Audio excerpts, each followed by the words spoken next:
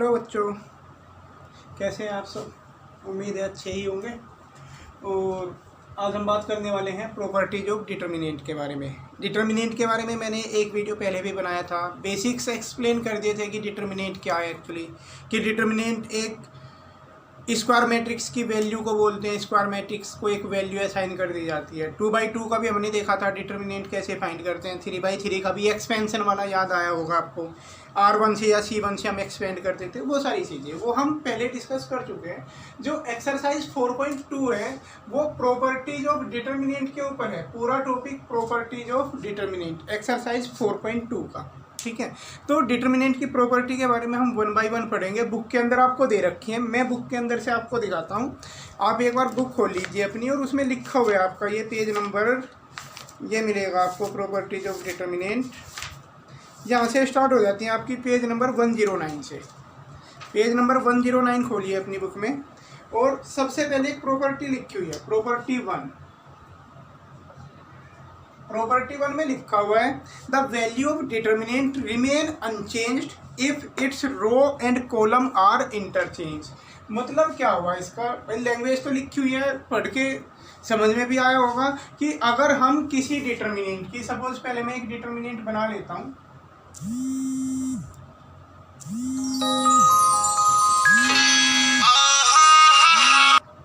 तो प्रॉपर्टी 1 में ये कहा गया कि जैसे कोई भी डिटर्मिनेंट है, अगर आप इसकी रो और कॉलम को इंटरचेंज कर दें, मतलब जैसे इसकी वैल्यू आएगी, आप एक्सपेंड कर लेंगे। सपोज इसकी वैल्यू 17 आ गई, सपोज, मुझे नहीं पता मैं क्यों टाइम वेस्ट करूँ इसे एक्सपेंड करने में, मान लिया 17 आ गई। तो प्रॉपर्टी ये कहते हैं कि अगर आप इसकी रो और कॉलम को इंटरचेंज कर दें, अब ध्यान से समझना, रो और कॉलम को इंटरचेंज करने का मतलब है ट्रांसपोज कर देना, सही है ना भाई। मैट्रिक्स, अगर ये मैट्रिक्स होती, सपोज अगर ये मैट्रिक्स होती, मैं 3/3 की मैट्रिक्स बोलता है इसे, तो मैट्रिक्स का ट्रांसपोज क्या होता है, रो और कॉलम को इंटरचेंज करने ही तो होता है मैट्रिक्स का ट्रांसपोज। तो आप इसे ट्रांसपोज कर दें इसका। अगर हमने इसका ट्रांसपोज कर दिया इस तरीके से, इसको हमने लिख दिया, तो प्रॉपर्टी 1 ये कहती है कि इसकी वैल्यू और इसकी वैल्यू, दोनों की वैल्यू सेम आएगी। अगर उसकी 17 आई थी तो इसकी भी 17 आएगी। क्लियर हुआ कि रो और कॉलम को इंटरचेंज करने पर डिटर्मिनेंट की वैल्यू चेंज नहीं होती है। ये प्रॉपर्टी 1 है। तो इन शॉर्ट हम ये कह सकते हैं कि ए ट्रांसपोज का डिटर्मिनेंट बराबर ए का डिटर्मिनेंट, ये होती है एक प्रॉपर्टी। ओके, याद रह जाएगी। ये प्रॉपर्टी 1 है। नेक्स्ट देखते हैं। और इसमें प्रॉपर्टी तो आपको काफ़ी दे रखी है, बट सारी यूजफुल नहीं है। जैसे सेकेंड प्रॉपर्टी है, बहुत ज़्यादा यूजफुल नहीं है सेकेंड प्रॉपर्टी भी आपकी। अब जो सेकंड प्रॉपर्टी है, इसका भी कहीं कहीं यूज होता है। प्रॉपर्टी में पढ़ देता हूँ, लिखा हुआ है if any two row of a determinant are interchanged then the sign of determinant changes. मतलब क्या हुआ इसका मतलब ये होता है कि अगर आप किसी भी डिटर्मिनेंट की, जैसे सपोज हमने एक डिटर्मिनेंट लिख लिया,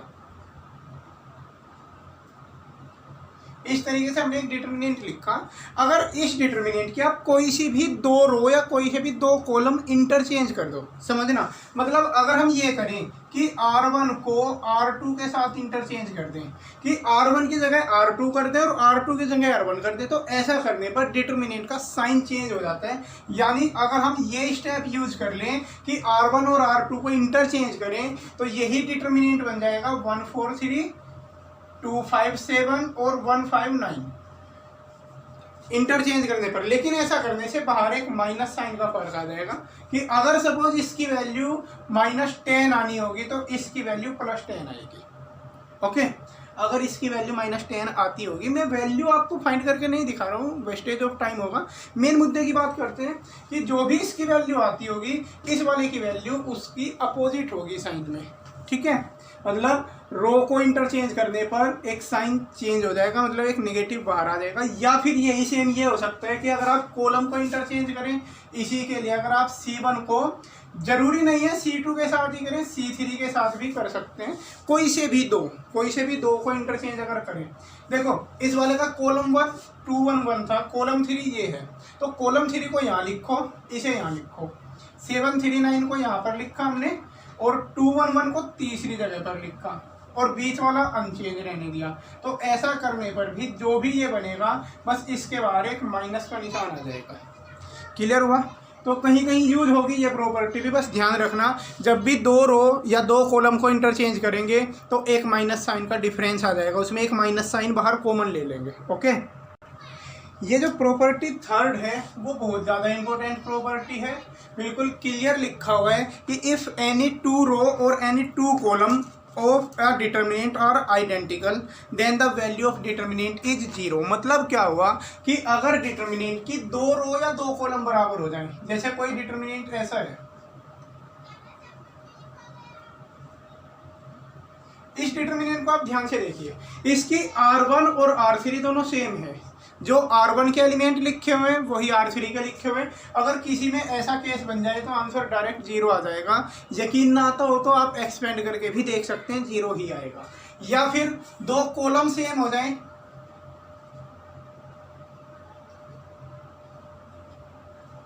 तब इस वाले डिटर्मिनेंट की वैल्यू भी जीरो होगी, क्योंकि इसका C1 और C2 दोनों कॉलम सेम है, दोनों की जो हर एक एंट्री है वो सेम है, इसलिए डिटर्मिनेंट की वैल्यू जीरो होगी। ये बहुत इंपॉर्टेंट प्रॉपर्टी है, आमतौर पे हमेशा ध्यान रखना जब भी किसी डिटर्मिनेंट को जीरो के इक्वल प्रूव करना हो तो 80% केसेस में यही प्रॉपर्टी हेल्प करती है कि दो रो या दो कॉलम को इक्वल बना दो, किसी भी तरीके से जोड़ तोड़ करना होता है। एक्चुअली ये पूरी एक्सरसाइज ना थोड़ी होच पोच सी है, कम समझ में आती है बच्चों को, लेकिन जिन्होंने पहले पढ़ रखी है उनकी बहुत अच्छी तैयार हो जाएगी। मैं तुम्हें अक्सर कहता हूँ जो चीज़ें कम समझ में आए उन्हें आप 2-3 बार पढ़ दो, वो अपने आप क्लियर हो जाती है। खैर इसे भी आप वीडियो को 2-3 बार तो देखेंगे, ये क्लियर हो जाएगी। बस ये है कि ये बहुत इंपॉर्टेंट है कि जब भी दो रो या दो कॉलम बराबर हो जाएं तो डिटर्मिनेंट की वैल्यू जीरो हो जाएगी। ओके, अब प्रॉपर्टी 4 के बारे में अगर हम बात करें तो मुझे कुछ नहीं कहना इस प्रॉपर्टी के बारे में। एक्चुअली ये प्रॉपर्टी जो यूज है जो इसका, वो इस प्रॉपर्टी से जस्ट अपोजिट है। प्रॉपर्टी ये लिखी हुई है कि जैसे कोई भी डिटर्मिनेंट ए है, मान लिया इस तरीके से कोई डिटर्मिनेंट लिखा हमने ए, और इसने कहा कि अगर तुम्हें 3a लिखना है या तुम्हें 5a लिखना है, मतलब तुम्हें डिटर्मिनेंट में किसी नंबर की मल्टीप्लाई करनी है, तो वो मल्टीप्लाई किसी भी एक रो या किसी भी एक कॉलम में हो सकती है। मैट्रिक्स और डिटर्मिनेंट में ये भी बहुत बड़ा फर्क है। अगर ये मैट्रिक्स होती तो 3 की मल्टीप्लाई हम हर एक एंट्री में करती है, इस बात पे स्पेशली फोकस करना जो मैं बोल रहा हूँ। अगर ये मैट्रिक्स होती तो 3a अगर हमें लिखना था तो 3 की मल्टीप्लाई सब में किया जाता, सब जितने भी एलिमेंट हैं। लेकिन जब ये डिटर्मिनेंट है तो 3 की मल्टीप्लाई आप किसी भी एक रो या किसी भी एक कॉलम में करोगे। मैं C1 में कर देता हूँ 3 की मल्टीप्लाई, और बाकी सब एज इट इज रहेगा, ये बनेगा। यानी अगर डिटर्मिनेंट में आपको किसी नंबर की मल्टीप्लाई करनी है तो वो किसी भी एक रो या किसी भी एक कॉलम में की जाती है। लेकिन मैं आपको कह रहा हूँ इसका कोई यूज नहीं है, इसका एक्सरसाइज में कोई यूज नहीं है। यूज क्या है इसका? यूज इसका रिवर्स है। रिवर्स है कि अगर किसी भी एक रो में, जैसे मैं लिख देता हूँ पहले तब समझ में आएगा,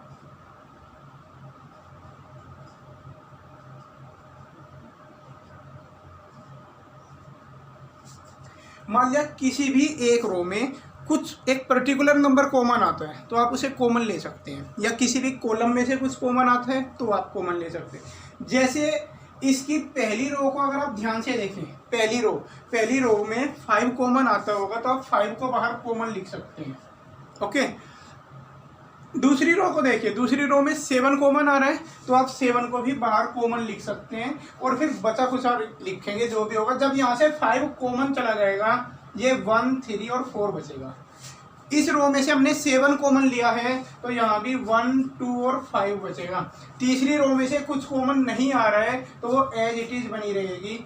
ये यूज होता है इसका। ये कॉमन लेने वाली प्रॉपर्टी का यूज हम लगभग हर क्वेश्चन में करेंगे एक्सरसाइज के, कि क्वेश्चन इस टाइप के होंगे। जब एक्सरसाइज में आप जाओगे कुछ ऐसे होंगे, यहाँ कुछ y square y cube, z square z cube, कुछ इस तरीके के क्वेश्चन देखने को मिलेंगे आपको एक्सरसाइज में। तो यहाँ आप देख सकते हो कि पहली रो में से x कॉमन होगा, दूसरी रो में से y कॉमन होगा, तीसरी रो में से z कॉमन होगा। ये बाहर कॉमन लिखोगे और बचा कुचा लिख दोगे। जैसे इसमें से अगर x कॉमन गया तो ये 1x और x स्क्वायर बचा। इसमें से अगर y कॉमन जाएगा तो 1y और y स्क्वायर बचेगा। z कॉमन लेने के बाद 1z और z स्क्वायर। ये बचेगा और उसके बाद आगे की और प्रॉपर्टीज कुछ यूज होती हैं इसमें। फिलहाल तो इस P4 का ये वाला यूज करना है तुम्हें, मल्टीप्लाई वाला नहीं करना है, कॉमन लेने वाला यूज होगा एक्सरसाइज में। बस मोटे से तौर पर आप ये समझ लीजिए कि अगर किसी भी एक रो या किसी भी एक कॉलम में कुछ कॉमन आता है तो आप उसे बाहर कॉमन ले लेंगे। ओके, चलिए प्रॉपर्टी 5 देखते हैं। प्रॉपर्टी 5 भी काफ़ी अच्छी है। प्रॉपर्टी 5 यूज होता है मतलब बहुत सारे क्वेश्चंस में। ये क्या है, बुक में तो लिखा हुआ है, वैसे शायद मैं एक बार पढ़ दूँ अगर बुक में लिखा है। If sum of all elements of a row, चलिए छोड़िए बुक का छोड़िए, बड़ी अजीब सी लैंग्वेज है, मैं अपनी तरफ से एक्सप्लेन कर रहा हूँ। ये है प्रॉपर्टी 5 कि अगर किसी भी डिटर्मिनेंट की एक रो या एक कॉलम, किसी भी डिटर्मिनेंट की एक रो या एक कॉलम दो एलिमेंट के सम के रूप में लिखी हुई है, ठीक है, दो एलिमेंट के सम के। जैसे यहाँ पर एक कॉलम को a + x b + y c + z इस तरीके से लिखा है, दो नंबर को ऐड करके। ओके, बाकी सब सिंगल सिंगल है, तो इसे आप दो अलग अलग डिटर्मिनेंट में ब्रेक कर सकते हैं। एक डिटर्मिनेंट से दो अलग अलग डिटर्मिनेंट बनाई जा सकती हैं। जैसे इस तरीके से बनेगी कि जो पहले वाले एलिमेंट हैं उनसे एक अलग कॉलम, ये जिनमें कुछ नहीं ऐड था वे बिल्कुल एज इट इज बने रहेंगे, और प्लस करेंगे फिर यहाँ पर जो पहला कॉलम है वो x y z ले लेंगे। जैसे पहला कॉलम यहाँ a b c ले लेंगे, इसमें पहला कॉलम x y z, जो दोनों में मतलब जो आइडेंटिकल है दोनों में वो ऐसे ही सेम लिखा रहेगा l m n। ओके, इस तरीके से बनेगा। तो बहुत बार इसका भी यूज होगा, जिन क्वेश्चन में यूज होगा वहाँ और अच्छे से क्लियर हो जाएगी। फिलहाल तो यही है कि किसी भी एक कॉलम में या किसी भी एक रो में दो नंबर ऐसे लिखे हों, कॉलम वाइज हो तब भी चल जाएगा। मान लिया कहीं पर है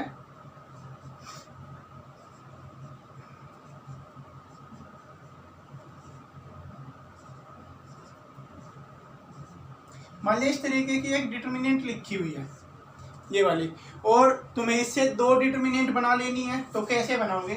जो रो है ना वो रो दो नंबर के फॉर्मेट में लिखी हुई है, तो यहाँ पर रो स्प्लिट हो जाएगी। रो के पहले वाले एलिमेंट रहेंगे b l x, बाकी ये एज इट इज लिखी रहनी है, जिनको आपको ब्रेक नहीं करना है वो एज इट इज, और प्लस यहाँ पर दूसरे वाले एलिमेंट ले लोगे आप x p y, और ये एज इट इज बनी रहेंगी। क्लियर हुआ कुछ? ठीक है, यूज होगा इसका भी एक दो क्वेश्चन में, वही समझ में आ जाएगी कैसे यूज करेंगे इसे। और प्रॉपर्टी 6 जो हर क्वेश्चन में यूज होगी वो समझ लो आप एक बार। वैसे अभी ऐसे एक्सप्लेनेशन से ये प्रॉपर्टी 6 समझ में नहीं आती है, बस आप इसमें तो इतना सुन लो कि हम डिटर्मिनेंट के किसी भी रो या कॉलम को चेंज कर सकते हैं, अल्टर्ड कर सकते हैं हम किसी भी रो को। जैसे अगर हमें R1 बदलना है तो हम ऐसे लिख सकते हैं, इस टाइप के स्टेप होते हैं।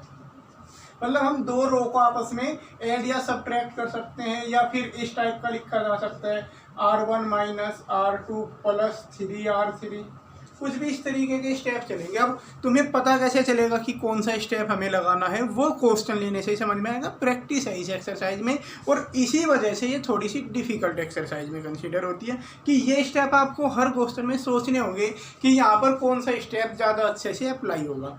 स्टार्टिंग के 4-6 क्वेश्चन तक ये एक्सरसाइज बड़ा सिरदर्द करेगी, आपको लगेगा कि समझ में नहीं आ रहा है, लेकिन फिर बार बार जब आप करते रहोगे तो अच्छे से क्लियर हो जाएंगी। किसी क्वेश्चन में कॉलम वाले भी लगेंगे, ऐसे भी हो जाते हैं कि C1 - 3C2, या फिर C3 = C3 + C1 - 4C2, कुछ भी इस तरीके के स्टेप चलेंगे इसमें। रो या कॉलम को आपस में ऐड या सब्ट्रैक्ट कर सकते हैं हम, ज़रूरत पड़े तो रो या कॉलम में कुछ नंबर की मल्टीप्लाई करके भी ऐड या सब्ट्रैक्ट किया जा सकता है। तो प्रॉपर्टी तो इतनी है डिटर्मिनेंट की, ये मैंने सारी प्रॉपर्टी को आपको एक रफली मैंने आपको समझा दिया कि हाँ प्रॉपर्टी ये है। अब इनके एप्लीकेशंस देखते हैं कि क्वेश्चन में हम कैसे इन्हें अप्लाई करेंगे। उसके लिए एक्सरसाइज 4.2 की तरफ चलिए। हमने सबसे पहले 4.2 का ये पहला क्वेश्चन लिया। इनमें सब क्वेश्चन में प्रूव करना है, पूरी एक्सरसाइज प्रूव दैट वाले क्वेश्चन की है। एक लेफ्ट हैंड साइड दे रखी है आपको, एक राइट हैंड साइड। यहाँ पर हमें प्रूव करना है कि ये पूरा डिटर्मिनेंट 0 के बराबर आएगा। अब जो बच्चे इस एक्सरसाइज की प्रॉपर्टीज को सही से नहीं समझ पाते वे डायरेक्ट एक्सपेंड करने लग जाते हैं। एग्जाम में जैसे ही क्वेश्चन दिखा, बहुत सारे बच्चों की कॉपी आती है हमारे पास चेक होने के लिए, देखते हैं हम उसमें एक्सपेंड करने लगेंगे कि पहले एक्स को ऐसे रख लिया, इसकी इसमें मल्टीप्लाई माइनस इसकी इसमें, और लगे रहेंगे पेज पर पेज भरते रहेंगे, बट आंसर नहीं आता।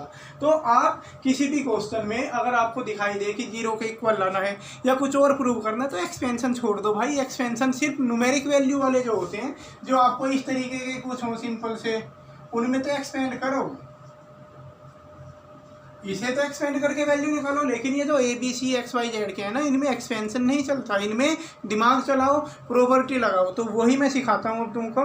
इस क्वेश्चन को हम दो तरीके से करेंगे। सबसे पहले तो आप ऐसे सोचो कि यहाँ पर हमें कुछ ऐसा यूज करना है जिससे 2 रो या 2 कॉलम आपस में बराबर बन जाए, क्योंकि हमें 0 के इक्वल लाना है। इसे जिसे भी 0 के इक्वल लाना हो तो तुरंत दिमाग को डायरेक्शन में ले जाओ कि 2 रो या 2 कॉलम आपस में इक्वल बन सकते हैं कि नहीं। आप यहाँ पर देखो, ये लिखा हुआ है x + a y + b z + c। यहाँ भी अगर हम इन दोनों को ऐड करें, x + a y + b z + c, मतलब हम किस किस को ऐड कर रहे हैं, C1 और C2 को। ये जो प्रॉपर्टी 6 थी, यहाँ जो मैंने लिखे हुए थे बेशक अभी R1 + R2 वगैरह, वो हर जगह यूज होंगे।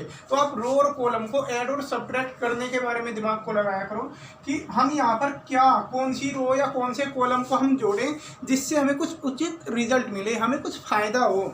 अब हमने देखा यहाँ पर कि अगर आप C1 = C1 + C2 लिख दें, कि C1 में C1 और C2 दोनों को ऐड करके C1 से रिप्लेस करा दें, इस तरीके से अगर लिखें इसे, जैसे ही दोनों को ऐड करोगे, यानी C1 को रिप्लेस कराना है किससे, C1 + C2 से। ओके, C1 + C2 मिलके क्या होगा, x + a, corresponding element add होते हैं, ये y + b हो जाएगा और ये z + c हो जाएगा। तो C1 को हमने C1 + C2 से रिप्लेस करा दिया। ओके, अब बाकी C2 आप ऐसे लिखा रहने दो, ये x + a y + b z + c, ये सब भी एज इट इज लिखा रहने दो, सब लिखा हुआ है। ठीक है, ये लेफ्ट हैंड साइड थी क्वेश्चन की, लेफ्ट हैंड साइड में हमने ये अप्लाई किया। अब आप इसमें देखिए C1 और C3 दोनों आइडेंटिकल प्राप्त हुए होंगे आपको। C1 और C3, पहला कॉलम और तीसरा सेम दिख रहे हैं सबको, दोनों आइडेंटिकल हैं, तो आंसर सीधा ही 0 लिख दोगे। बस लिख देना सामने, since C1 and C3 are identical. Okay, तो कुछ करना नहीं होगा, प्रॉपर्टी यूज की हमने और फटाक से आंसर आ गया। मैंने कहा था मैं इसे 2 मेथड से करके दिखाऊंगा। दूसरा मेथड यहाँ पे देखिए आप, आपको ये दिख रहे हैं दो कि जो कॉलम C3 है, ये जो C3 है ये इन दो के सम के रूप में लिखा हुआ है। तो जब भी कोई कॉलम या कोई रो 2 नंबर के सम के रूप में लिखा हो तो उससे हम 2 अलग अलग डिटर्मिनेंट बना सकते हैं। तो यहाँ पर इससे आप 2 अलग अलग डिटर्मिनेंट बनाओ। जो सिंगल लिखे हुए वो तो एज इट इज बने रहेंगे, C1 और C2 दोनों सेम बने रहेंगे। इसमें से यहाँ पर x y z लिख दोगे आप, पहले वाला। फिर ये जो कॉमन है दोनों में x y z a b c, C1 और C2 एज इट इज, और C3 में इस बार a b c ले लो। पहले C3 में x y z लिया था, इस बार a b c ले लेंगे, तो ये a b c ले लिया हमने। ओके, इतना हो गया। अब फिर आप देखो यहाँ पर C1 और C3 दोनों सेम है। C1 और C3 को रीड करके देखो, दोनों सेम है, तो 0 हो जाएगा इसका।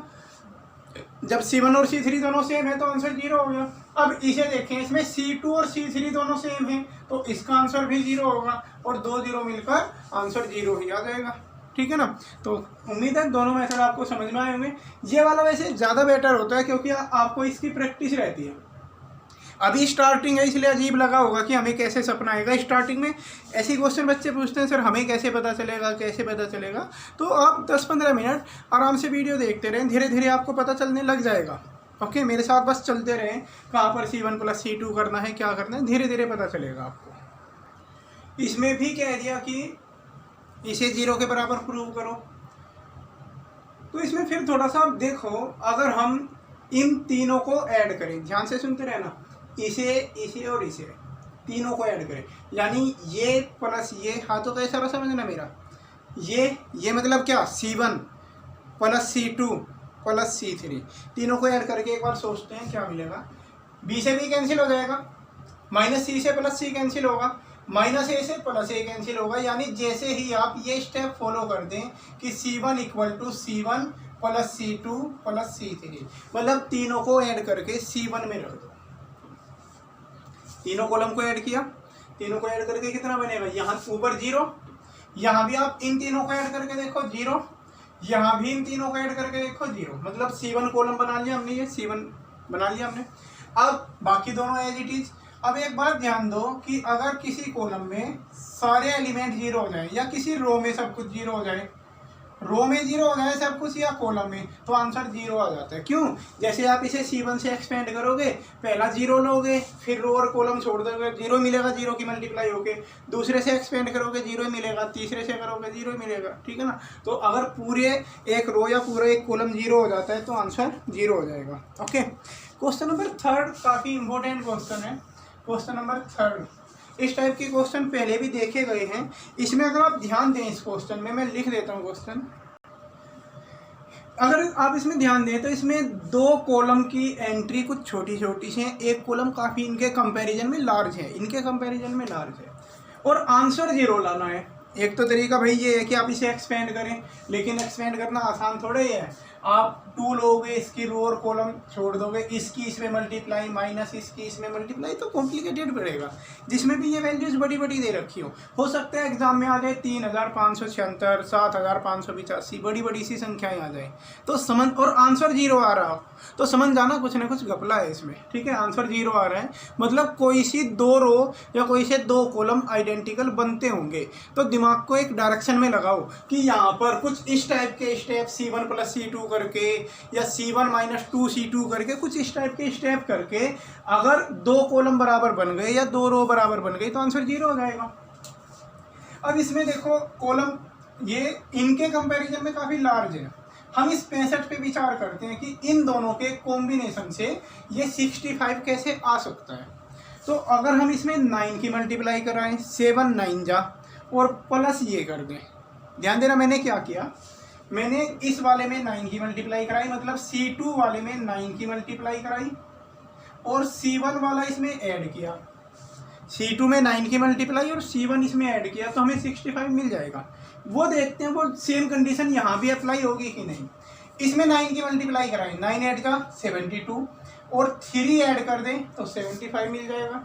वही सेम कंडीशन यहाँ भी देखते हैं कि 9 9 जा 81, प्लस 5 ऐड करें तो 86 मिल जाएगा। तो ये कंडीशन चल गई, इसलिए हमने यहाँ पर ये स्टेप लगाया कि C1 equal to C1 plus 9C2, मतलब C2 वालों को 9 से मल्टीप्लाई कराओ और C1 वालों के साथ ऐड कर दो। ओके, करके देखते हैं। ये जैसे 2 और प्लस 63 करेंगे 65 मिलेगा, ये वाला 75 और ये वाला हो जाएगा जी आपका 86, बाकी सब एज इट इज चलता रहेगा। अब आप इसमें देखिए, इसमें 2 कॉलम सेम हैं, C1 और C3 दोनों आइडेंटिकल हैं, तो आंसर इसका भी 0 हो जाएगा, और लिख दोगे since C1 and C3 are identical. Okay, तो ये स्टेप बहुत काम की चीज़ है। बस अगर आपको ये सब अप्लाई करना आ गया, कहाँ R1 माइनस R2 चलेगा कि R1 प्लस 3 R2 चलेगा, क्या होगा वो धीरे धीरे प्रैक्टिस से होगा। अभी तो आप समझते रहिए कि कॉलम को हम आपस में ऐड कर सकते हैं, रो को सब्ट्रैक्ट कर सकते हैं, इस तरीके के स्टेप है। 4th क्वेश्चन देखते हैं, है तो इसमें भी वही कि आंसर 0 के इक्वल लाना है हमें। तो जब 0 के इक्वल लाना है तो इसमें भी कुछ ना कुछ ऐसा पंगा होगा कि 2 रो या 2 कॉलम सेम बनते होंगे। तो उसके लिए ना मैं आपको बताता हूँ, पहले आप इसे और इसे ध्यानपूर्वक अगर देखें, इसमें मैं पहले A की मल्टीप्लाई कराता हूँ, लेफ्ट हैंड साइड ली, और पहले ये ब्रैकेट ओपन करके दिखाता हूँ आपको, तो आपको कुछ खास चीज़ नोटिस में आएगी, कुछ खास बात नोटिस में आएगी। ब्रैकेट ओपन करो, AB plus AC, BC plus BA, और जी CA plus CB, CA plus CB। हमारे पास एक टर्म होती है AB plus BC plus CA, AB plus BC plus CA, और अगर इन दोनों को हम जोड़ दें, यानी किसे किसे C2 और C3 दोनों को हम ऐड करें तो हमें यही टर्म मिलेगी। ध्यान से देख लो, AB plus BC plus CA, क्योंकि AC को CA तो लिख ही सकते हैं। AB plus BC plus CA, इन्हें ऐड करके देखते हैं। AB plus BC plus CA, इन्हें ऐड किया। AB कहाँ है? AB plus BC plus CA, यही मिलेगी हमें। तो अगर हम दोनों को ऐड कर दें, किस किस को? C2 को C2 प्लस C3, इस तरीके से लिख दें कि C2 equal to C2 plus C3। तो ये करने पर ये तो लेफ्ट हैंड साइड हमारी चल रही है वो होगी, ये तो 1 बन जाएगा क्योंकि हमें तो C2 को रिप्लेस कराना है ना। C2 को हम इन दोनों के सम से रिप्लेस कराएंगे और इनका सम आएगा AB plus BC plus CA। यहाँ भी लिखा जाएगा AB plus BC plus CA और यहाँ भी आप लिख देंगे AB plus BC plus CA। और ये वाला एज इट इज आप नोट कर देंगे, जो भी है ये BC प्लस BA और जी CA प्लस CB, ये वाला आपने एज इट इज लिख दिया। उसके बाद क्या होना है, आप इस कॉलम 3 सेकंड को देखिए, C2 को। C2 की हर एक एंट्री यही है और एक कॉमन लेने वाली प्रॉपर्टी बताई थी आपको कि अगर सारे रो या सारे मतलब किसी एक रो या किसी एक कॉलम से हर एक एलिमेंट से कुछ कॉमन आता हो तो बाहर कॉमन लिया जा सकते हैं। अब यहाँ पर हर एक एलिमेंट से AB plus BC plus CA ये कॉमन दिख रहा है मुझे, आपको भी दिखाई दे रहा होगा, पूरे में से ये कॉमन है, ये 1 1 1। जब यहाँ से AB plus BC plus CA पूरा ही कॉमन चला गया तो ये भी सब 1 1 बचेंगे और वहाँ पर आपका बचेगा जी AB प्लस AC। कुछ घंटी बजी होगी दिमाग की, अब आपके क्या होने वाला है, सोचिए क्या होने वाला है। 2 कॉलम सेम आ गए, 2 कॉलम सेम आ गए तो पूरा 0 हो गया। ये C1 और C2 सेम आ गए तो ये पूरा 0 हो गया। 0 की इसके साथ मल्टीप्लाई कराएं तो 0 ही हो जाएगा मेरे भाई सब कुछ, ठीक है। तो ये क्वेश्चन था और प्रैक्टिस है सारे क्वेश्चन की, एक बार वीडियो देखने के बाद इनको फेयर कॉपी में अलग से करना तभी समझ में आएंगे। ये क्वेश्चन नंबर 5 अभी रहने दो, 5 बड़ा अलग सा है, मैं बाद में बताऊँगा 5 को। इस 7th को देखिए, अब 7th को देखिए, 6 भी बाद में करेंगे। ये 7 क्वेश्चन में इस बार हमें 0 के इक्वल प्रूव नहीं करना है, वो लेके आना है, ठीक है। तो सबसे पहले आप यहाँ ध्यान से देखें कि सबसे पहले ना आप क्या सोचें कि कुछ कॉमन तो नहीं आ रहा है किसी एक रो या किसी एक कॉलम को। आप ध्यान से एनालाइज करें कि सारे एलिमेंट में से कुछ कॉमन तो नहीं आ रहा है, तो इसमें आपको कॉमन दिखाई दे रहा होगा। जैसे अगर हम R1 को देखें, R1 में यहाँ भी A कॉमन आ जाएगा, यहाँ से भी आ जाएगा, यहाँ से भी। R1 में से A कॉमन आ जाएगा, R2 में से सब जगह B कॉमन आएगा, R3 में से C कॉमन आएगा, तो बाहर A B C कॉमन हो जाएगा। R1 में से A, R2 में से B, R3 में से C। जैसे ये कॉमन ले लोगे, यहाँ से माइनस A बचेगा, वहाँ पर B और C। यहाँ जब B कॉमन जाएगा तो A माइनस B और C बचेगा। यहाँ से C कॉमन लोगे तो A बचेगा, ये यहाँ बच जाएगा B और यहाँ पर माइनस C। इतना काम आपने कर लिया, लेकिन कॉमन लेने का सिलसिला खत्म नहीं हुआ। क्यों? क्योंकि देखो C1 में अब पूरी C1 में से A कॉमन दिखाई दे रहा है, C2 में से B और C3 में से C। तो फिर से आप कॉमन लो, बाहर A स्क्वायर बन जाएगा, B स्क्वायर और C स्क्वायर, क्योंकि अंदर से जब A कॉमन आएगा, A के पहले से रखा हुआ था, A स्क्वायर हो जाएगा। एक B कॉमन आएगा, एक भी पहले रखा हुआ है तो B स्क्वायर हो गया, इसी तरीके से C स्क्वायर। अब कॉमन लिया तो यहाँ पर बचेगा -1 1 1, ये 1 -1 और 1 और 1 1 -1। इतना काम आप कर लेंगे। अच्छा, जब एक्सपेंड करते हैं तो एक्सपेंड करने में मैं एक छोटा सा क्वेश्चन बोर्ड पे लिख रहा हूँ, अभी से रोक के मुझे कुछ बात याद आ गई, मैं लिखता हूँ एक क्वेश्चन।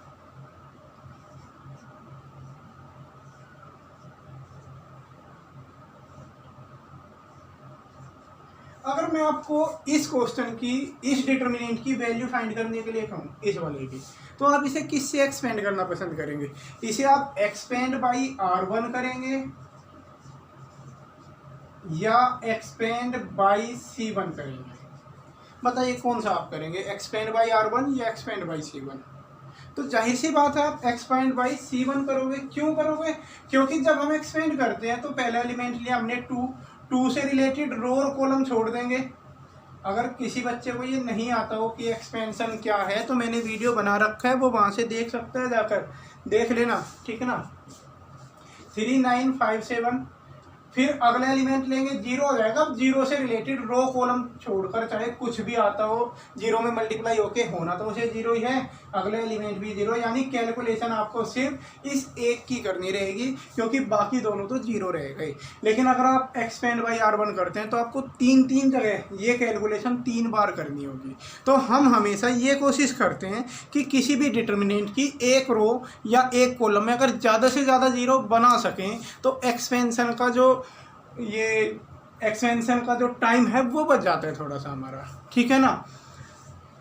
जब ये यहाँ पर ऐसे आ गया तो इसमें भी किसी एक रो या एक कॉलम में जीरो बनाने की गुंजाइश मुझे दिखाई दे रही है कि अगर आप R1 प्लस R2 कर दें, ध्यान से सुनना, R1 में R2 को ऐड कर दें, -1 में +1 ऐड हो गया, जीरो हो जाएगा, -1 + 1 जीरो हो जाएगा, ऐड होने के बाद सिर्फ वहाँ 2 मिलेगा हमें। तो इसमें आप ये एक स्टेप चला लें यहाँ पर कि R1 = R1 + R2। किसी भी डिटर्मिनेंट में ज़्यादा से ज़्यादा जीरो बनाने की कोशिश करा करो, उससे कैलकुलेशन रिड्यूस होती है उसकी, जितनी जीरो बनेगी उतनी आपके लिए फ़ायदा होगा। और वे जीरो अगर एक रो या एक कॉलम में बन जाए तो सोने पे सुहागा है फिर, ठीक है ना। तो यहाँ पर जैसे आपने ये स्टेप लगाया तो स्टेप लगाते ही बाहर A² B² C² ये चलता ही रहेगा। यहाँ पर जीरो, इन दोनों को ऐड करने पर, इन दोनों को ऐड करने पर भी जीरो, इन दोनों को ऐड करोगे 2 मिलेगा।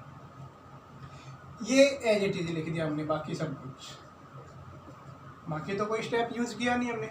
फिर अब इसे आप एक्सपेंड कर दो, expand by R1, expand by R1।